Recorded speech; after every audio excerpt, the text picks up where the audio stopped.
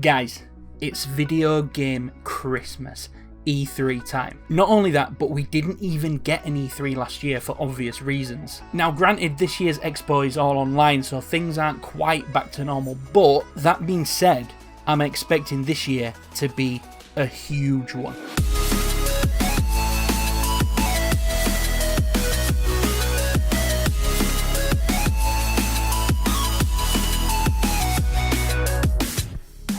And you know me, I fucking love making predictions, most of which are wrong, but listen, this time things are different, much different. In fact, so much to say that if nothing I predict over these episodes comes true, well, I'll probably just fuck off YouTube, to be honest. No, you know what, I'm not even going to come up with a forfeit because I just know that some of this stuff is going to be there. Now, there's a long old list of companies that are going to be there at E3 this year. Like a lot. Some of these companies, I don't even know what they are or what they do. So for these videos, I'm going to be concentrating on the quote-unquote important ones. Now, don't get me wrong, I'm sure there's going to be a bunch of fantastic indie developers talking about their amazing forthcoming games, and I'm very excited to play them, but I just haven't got time to go over every single company that's going to be there. So for these videos, we're going to stick to the big guns. And when I say the big guns, I mean the big companies that have confirmed that they're going to be showing things at E3. Like, for example, Activision have confirmed that they're going to be at E3 as a partner, but they haven't confirmed that they're going to be doing a showcase. So I'm not going to be talking about any predictions to do with Activision because the chances are that they're just going to be advertising something and they're not actually going to be doing a showcase as part of E3. So here's how this is going to work. There is a lot to get through, so I'm going to be breaking this down into various episodes which I plan to release in the week leading up to E3, and then on Saturday when it all kicks off, I'm going to stream as much of E3 as I possibly can over on my Twitch. So be sure to follow me over on Twitch if you haven't already, and jump in and we'll watch it together. Anyway, in each one of these episodes I plan to tackle a different publisher and talk about my predictions and generally what to expect at their showcases. So let's get into it, or I'll be here all fucking day. This is episode 1 of the Video Game Therapy Complete What to Expect Guide for E3 2021, and we're kicking things off with Ubisoft.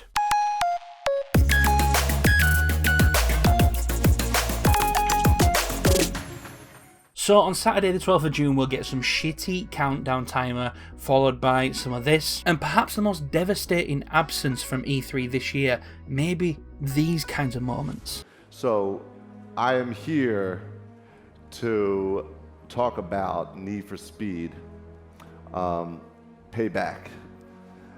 If you guys didn't know, Need for Speed Payback,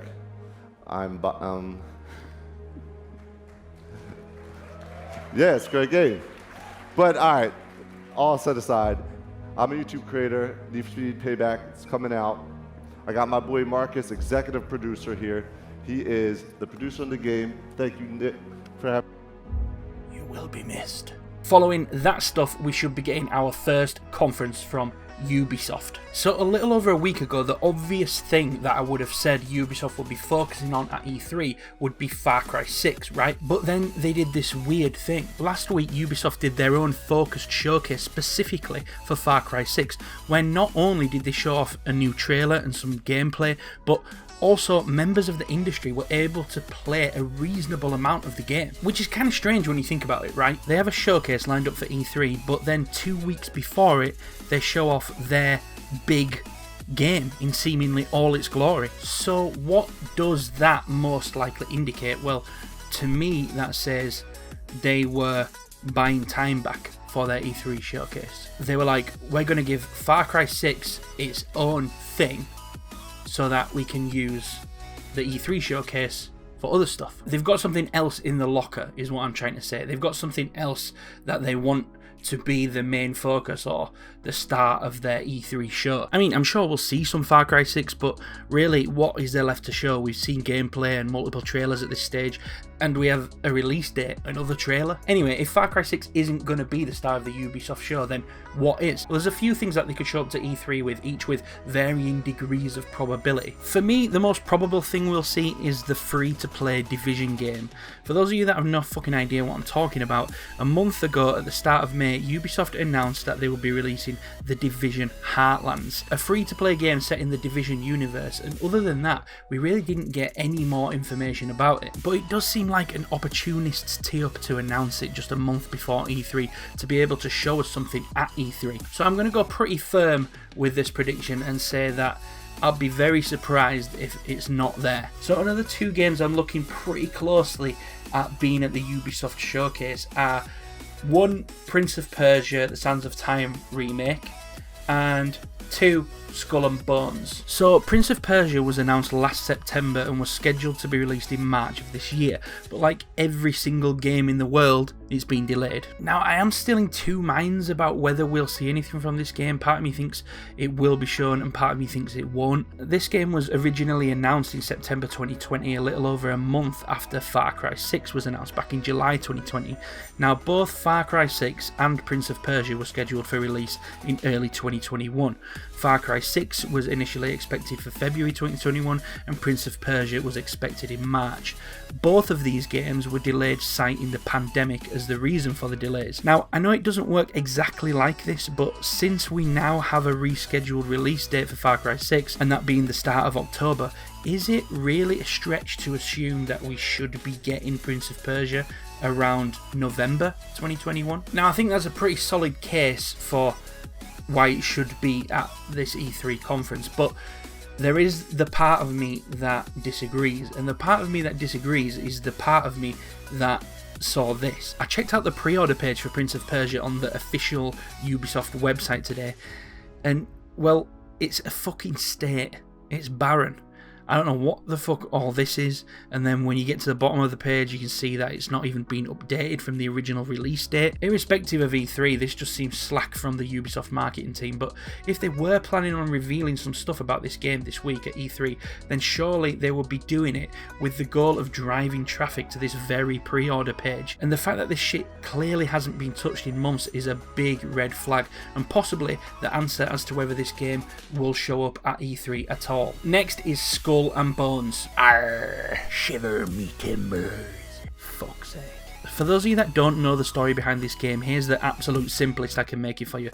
Assassin's Creed Black Flag was released in 2013 as a PS4 launch title, and people fucking loved the pirate ship mechanics, and Ubisoft said,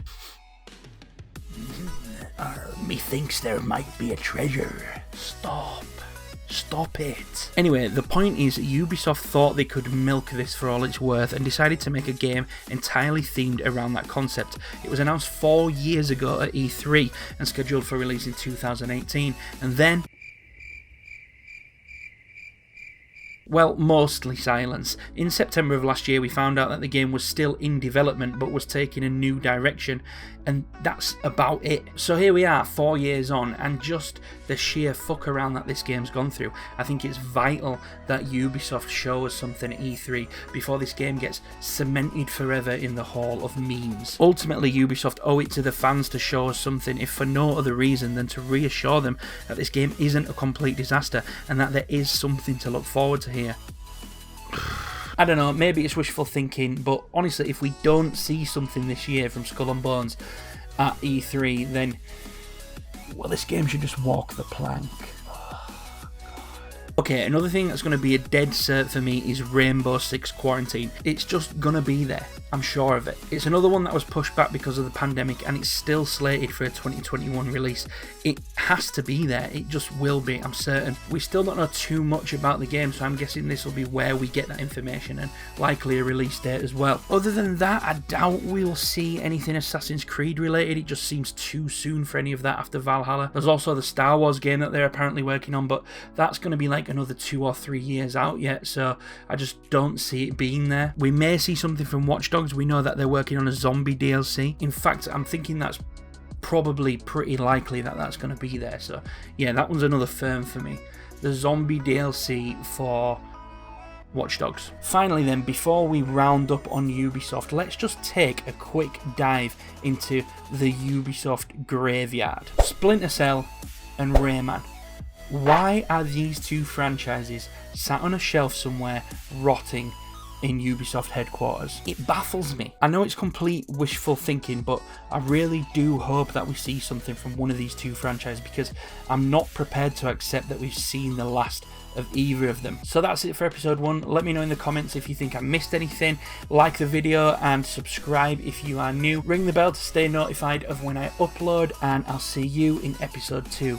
Gearbox Games, baby.